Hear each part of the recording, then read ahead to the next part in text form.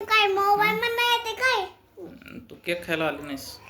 Mobile मधनं खाते काय मी? मोबाईल मधनं दिला असता ना तुला. येत नाही खायला. अगं मोबाईल मधनं येत नाही ती. मोबाईल मध्ये नाही येत खायला. का? मम्मीच्या मोबाईलला नाव ना तू हम्म. मला मी घ्यायला लागते अगं ते समीर अंकलनं आणलं होतं.